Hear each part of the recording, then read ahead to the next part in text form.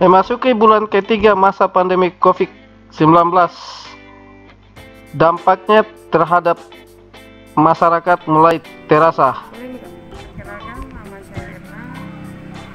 utamanya masyarakat ekonomi kelas menengah ke bawah dan juga pedagang rumah makan. Berikut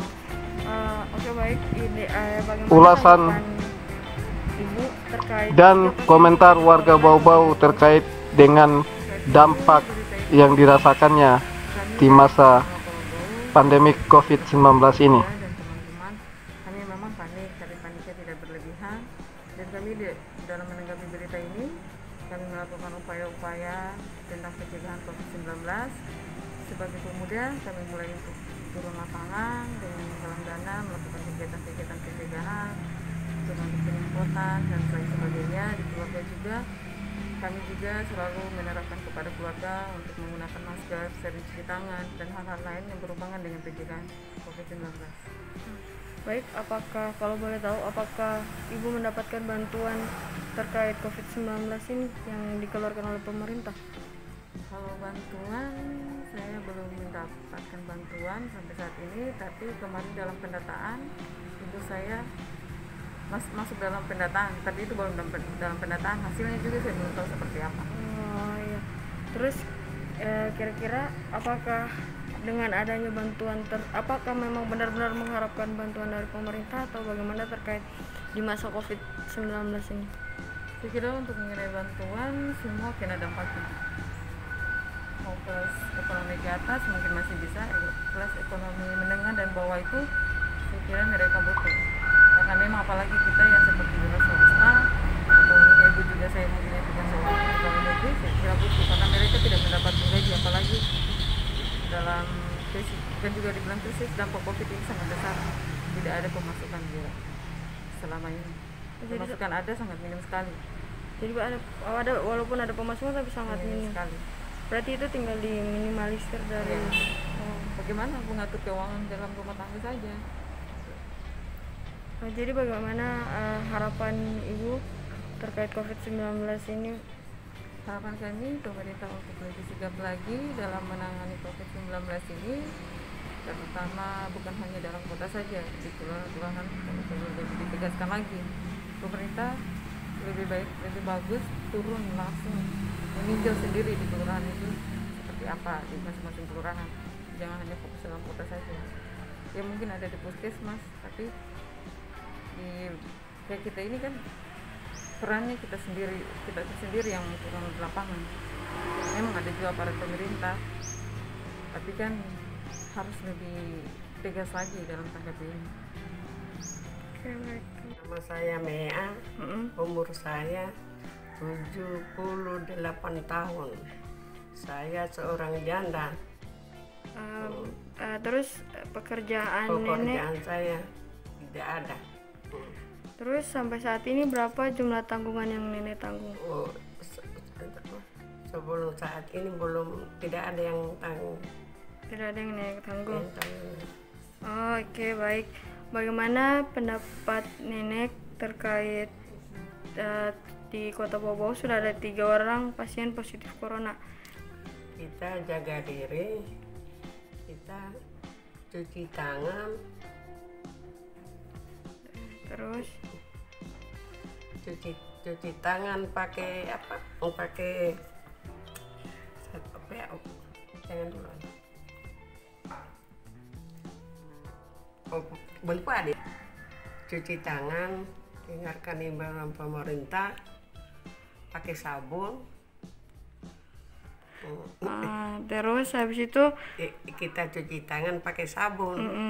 Terus habis itu apakah nenek mendapatkan pendataan dari kelurahan terkait bantuan COVID-19 ini? Iya, sudah didata, tapi sekarang belum ada hasilnya.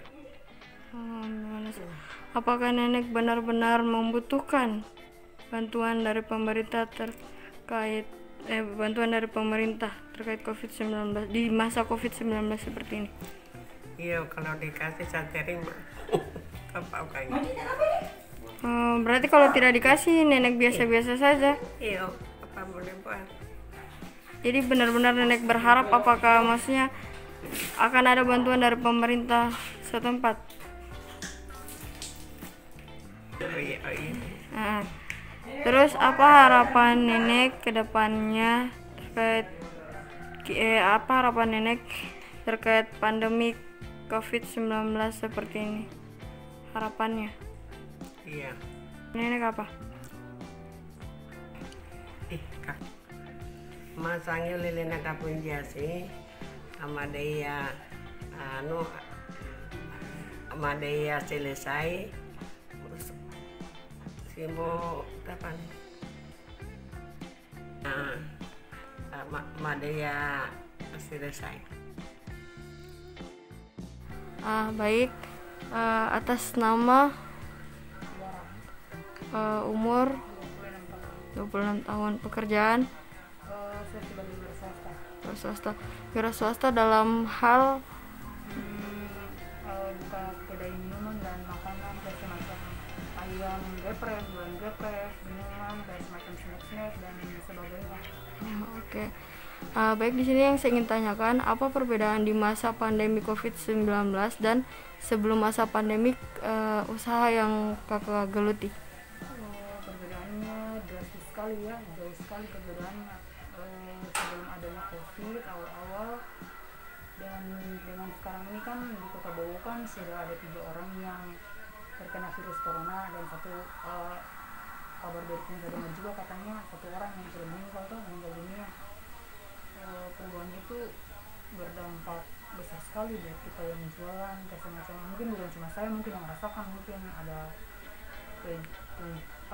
penjual yang lain juga.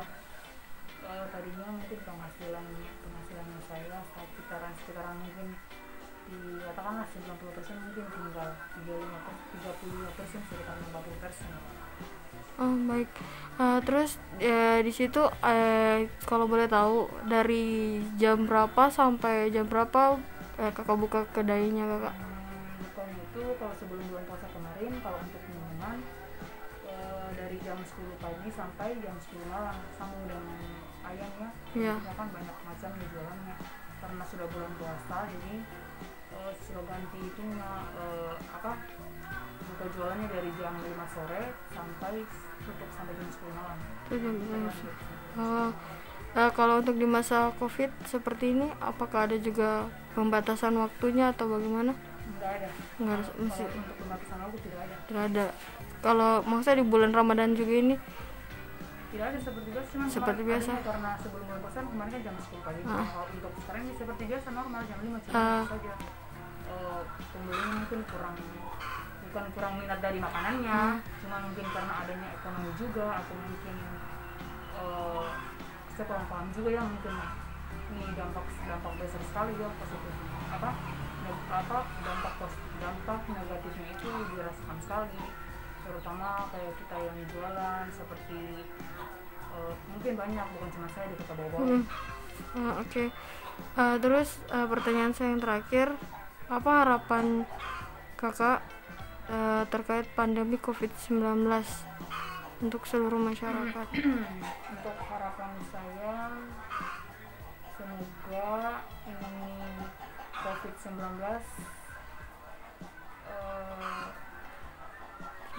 bisa diselesaikan, maksudnya istilahnya bisa dampaknya jangan berkelanjutan lagi untuk kedepannya buat kita masyarakat Kota Bowo, terutama untuk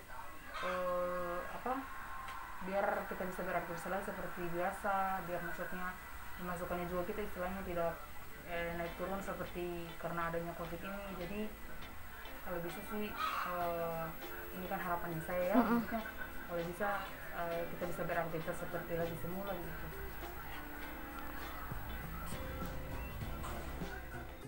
Nama saya Laude Muhammad Nasir SE, Lurah Lapogo. Adapun dalam bantuan dinas sosial tentang masalah COVID-19 yang berdampak sama COVID-19, yaitu masyarakat yang bukan PNS dan yang tidak masuk di PKH. Terus untuk kriterianya yaitu, terus jumlahnya Berapa banyak jumlah pendataan untuk di Kelurahan Lapo-Lapo yang sudah masuk ke dinas datanya itu, Pak? untuk data jumlah kakaknya kurang lebih 300 kakak. 300 kakak. Berarti itu apakah semua itu masyarakat yang terdata itu sudah tepat sasaran atau melenceng gitu? Ya sudah tepat sasaran. Sudah tepat sasaran semua. Terus Pak, apakah itu pada saat pengumpulan datanya itu berapa hari jangka waktunya? Kalau pertama itu hari hanya tidak hitung jam saja, dari jam 5 sore sampai jam 9 malam. Nah, jadi itu operatornya yang betul dari petugas RT RW, maksudnya RT-nya mendata ke masyarakat, mengumpulkan kakaknya, terus operator menginput. Jadi memang minim sekali waktunya. Jadi untuk itu kayaknya kurang efisien, maksudnya mungkin kita tidak tahu karena kan sudah kerja maksimal ini RT, terus operatornya kita tidak tahu namanya apa, karena kita kehilafan atau apa itu kemungkinan ada itu. Tapi ya, mudah-mudahan tidak seberapa begitu.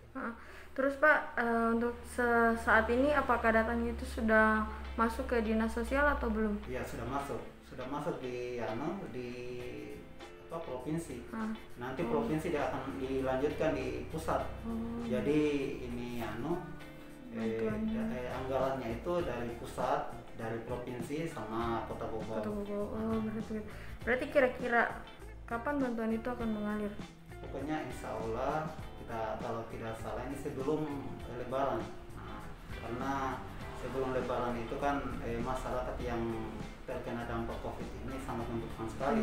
Sebenarnya dari sekarang juga, tapi lebih membutuhkan lagi sebelum Lebaran itu. Iya betul.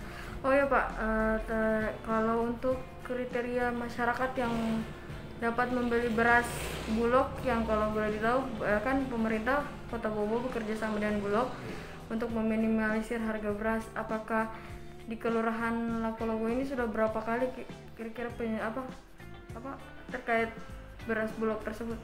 Iya, kalau untuk beras Bulog ini kriterianya itu tidak, pokoknya semuanya, siapa saja yang mau mendaftar di beras Bulog itu dipersilakan. Jadi kalau tidak ada juga paksaan, kalau misalnya masyarakat tidak mau juga tidak apa-apa juga, hanya pemerintah setempat meminimalisir supaya harga beras atau apa itu stabil begitu. Jadi seperti masyarakat ya tergantung dari masyarakat nih, kalau mau silakan, tidak juga ya tidak. Untuk berapa kali sudah dua kali. Kemungkinan ini 1-2 hari ini yang masuk yang ketiga. Mana itu masuk yang ketiga? Oh ya, terakhir Pak, harapan Bapak kepada seluruh masyarakat yang di Kelurahan Lapo-Lapo terkait pandemi COVID-19 kan? Untuk COVID-19 ini saya meminta kepada masyarakat untuk mengikuti arahan-arahan dari pemerintah untuk tidak keluar rumah. Itu pun kalau misalnya keluar rumah, yang hal-hal yang penting, dan gunakan masker. Terus sering-sering cuci tangan apabila sebelum dan sesudah beraktivitas demi memutus mata rantai. Demikian Nevida Arditoris, Baobau Post TV Channel melaporkan dari Kota Baobau, Provinsi Sulawesi Tenggara. Jangan lupa di subscribe, like, dan komen serta share ya.